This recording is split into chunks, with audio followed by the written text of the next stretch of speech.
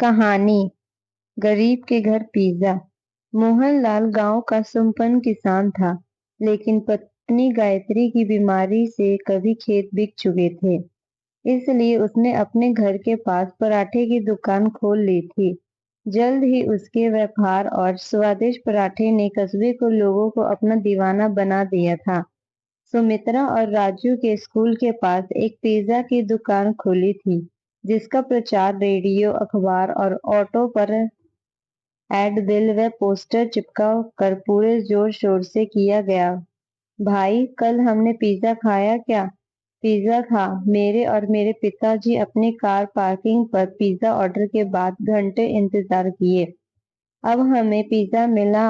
अच्छा, क्या इतना अच्छा स्वाद है पिज्जा का? और नहीं तो क्या, तुम लोगों को थोड़े घुसने भी नहीं देंगे। गार्ड। घुसने क्यों नहीं देगा?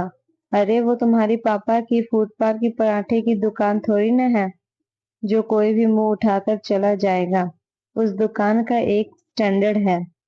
बड़े बड़े लोग अपनी गाड़ी लगाकर खड़े रहते हैं, तब जाकर उन्हें पिज्जा खाने को मिलता है।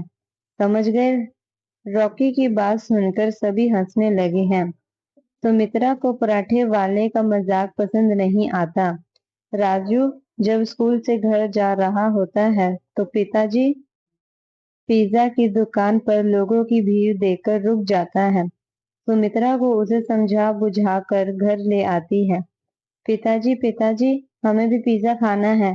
ठीक है बेटा, खिला दूंगा। कभी कभी गरम गरम आलू के परांठे बनाए हैं, वो खा लो। मुझे नहीं खाना, मुझे नहीं खाना, मुझे तो पिज्जा खाना है। देख राजू, पिज्जा बहुत महंगे आते हैं। उतना पैसा हमारे पास नहीं है कि तुम्हें पिज्जा दिलवा सकूं, लेकिन वादा करता हूँ कि एक दिन तुम्हें पिज्जा जरूर खिलाऊंगा। नहीं पिताजी, मुझे तो कल ही पिज्जा चाहिए। अगर पिज्जा नहीं मिला तो मैं कुछ नहीं खाऊंगा। राजू, जिद मत कर। पिताजी बोल रहे हैं ना कि एक दिन हम लोगों को पिज्जा खिलाएंगे, ले जाएंगे। नहीं दीदी, मुझे तो पिज्जा कल ही खाना है। रॉकी भैया ने स्कूल में बताया था कि पिज्जा कितना अच्छा होता है। अरे राजू, वह डॉक्टर का बेटा है, उसके पास ढेरों पैसे हैं। चल अब खाना खा। पराठे खाकर बच्चे सो गए, लेकिन मोहनलाल की आंखें में नींद कोसे दूर थी। वह अपनी गरीबी को कोस रहा था कि कितना बेबस है वो, जो अपने बच्चों की मामूली खाने की मांग भी पूरा नहीं कर सकता। उसकी आंखों में आंसू आ गए। सोचते सोचते न जाने कब उसे नींद आ गई। अगले दिन सुबह बच्चे स्कूल गए। आज भी पूरे स्कूल में पिज्जा की ही चर्चा हो रही थी। दोस्तों, कल मेरा जन्मदिन है और कल मेरी तरफ से कल शाम को सभी को पिज्जा पार्टी है। कल संडे है और स्कूल की भी छुट्टी है। सभी कल शाम में अच्छे अच्छे कपड़े पहनकर अपना। ओके भैया, हम भी जाएंगे ना। हमें नहीं बुला, हमें नहीं बोला आपने। नहीं, तुम लोग वहां नहीं जा सकते। वहां सब भी बड़े बड़े लोग आते हैं, स्टैंडर्ड वाले लोग आते हैं। तुम बस पराठे खाओ। चल राजू, इनका पिज्जा से कई स्वादिष्ट और अच्छे हमारे पराठे हैं। अरे जा जा, बंदर को क्या पता कि अदरक का स्वाद क्या होता है। स्कूल के बाहर जो पिज्जा का पोस्टर लगा है, उसे ही देखते रहो और पराठे खाओ, समझना कि पिज्जा खा रहे हो। रॉकी, ऐसा नहीं कहते। चलो सुमित्रा, इसे तो ऐसे ही बोलने की आदत है। राजू की फोटो देखकर पराठा खाने वाली बात पर भी सभी हंसने लगे। सुमित्रा और राजू को बहुत बुरा लगा। दोनों घर आ गए। अरे राजू, यू मुंह लटकाए क्यों खड़े हो? वह पिताजी, बात यह है कि कल रॉकी का जन्म है और सभी को बुलाया है, पर हमें छोड़कर, क्योंकि वहां बड़े बड़े लोग होंगे।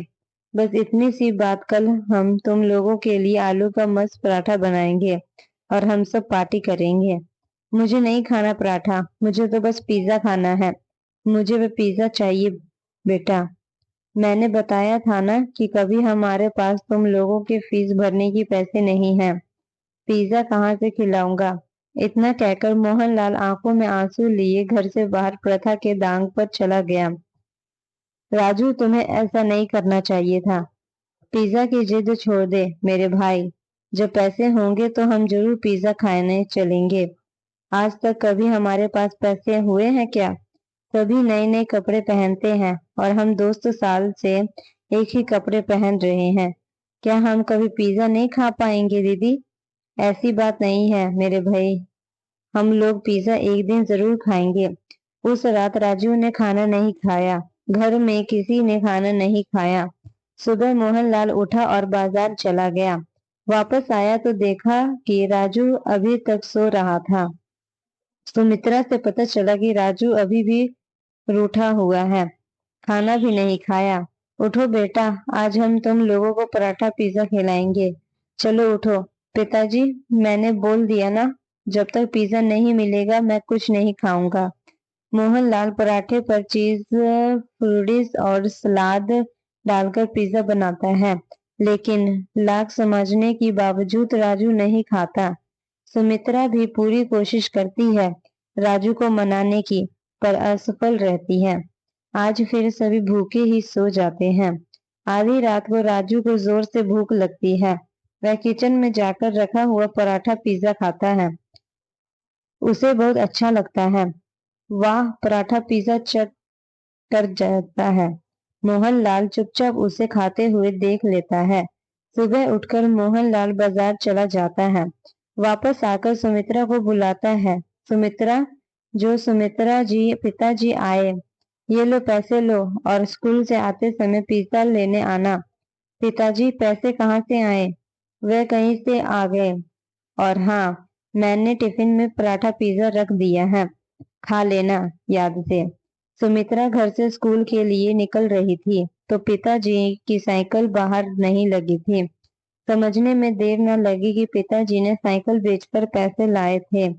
सुमित्रा और राजू स्कूल पहुंचे। स्कूल में कल की रॉकी के पिज्जा पार्टी की ही धूमधाम से सभी जुबान पर पिज्जा पार्टी की ही चर्चा थी। लंच में सुमित्रा और राजू पराठा पिज्जा खा रहे थे। वहां रीता आ गई। अरे तुम दोनों ये कौन सी डिश ला खा रहे हो? ये हमारे पिताजी ने बनाया है पराठा पिज्जा। हाँ, ये स्पेशल डिश पिताजी ने बनाई है। लो तुम भी खाओ, बहुत स्वादिष्ट है। अरे वाह, बहुत मस्त पराठा पिज्जा है। ये तो बहुत अच्छी पराठा पिज्जा है, देखो। आओ देखो, पराठा पिज्जा कल के पार्टी वाले पिज्जा से कई ज्यादा टेस्टी है। सुमित्रा, प्लीज मुझे भी एक टुकड़ा दो ना। हाँ हाँ, ये लो रॉकी, तुम भी खाओ। वाह, सही में ये कितना टेस्टी है। पराठा पिज्जा ऐसा तो मैंने अपनी जिंदगी में कभी नहीं खाया था। जल्द ही पूरे कस्बे में पराठा पिज्जा की चर्चा फैल गई। सुमित्रा ने पिताजी को पराठा पिज्जा बनाने की सलाह दी। अब उनकी दुकान पर भीड़ लगने लगी थी। पिज्जा की दुकान में लगातार ग्राहकों की कमी होने लगी थी। पिज्जा की दुकान बंद होने की कगार पर आ गई थी। तभी एक दिन पिज्जा दुकान के मालिक खुद मोहनलाल के पास आया। मोहनलाल जी, आपके पराठा पिज्जा का बहुत नाम सुना था, आज टेस्ट भी कर लेता हूँ। सचमुच लाजवाब है। वाकई तुम्हारे हाथों में तो जादू ही। धन्यवाद। क्यों ना हम दोनों मिलकर साथ काम करें? आप मेरी दुकान का उपयोग कीजिए, मैं वेंडिंग और मार्केटिंग देख लूंगा। जो भी प्रॉफिट होगा आधा आधा बांट लेंगे। मोहनलाल को यह प्रयोजन अच्छा लगा। दोनों मिलकर साथ काम करने लगे। पिज्जा का टेस्ट और अच्छी मार्केटिंग से जल्द ही उनकी दुकान कई शहरों में खुल गई। अब मोहनलाल सेठ मोहनलाल कहलाने लगा। वे शहर में